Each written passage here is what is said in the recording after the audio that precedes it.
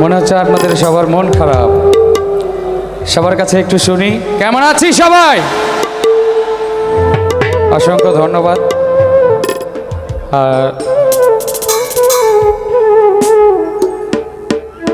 আনন্দ মেলা ও সাংস্কৃতিক অনুষ্ঠানে আজকের অনুষ্ঠানের প্রধান অতিথি যিনি আছেন তাকে সালাম শ্রদ্ধা ভক্তি রাখছি। আজকের অনুষ্ঠানের সভাপতি যিনি আছেন তাকে আমার সালাম শ্রদ্ধা ভক্তি রাখছি।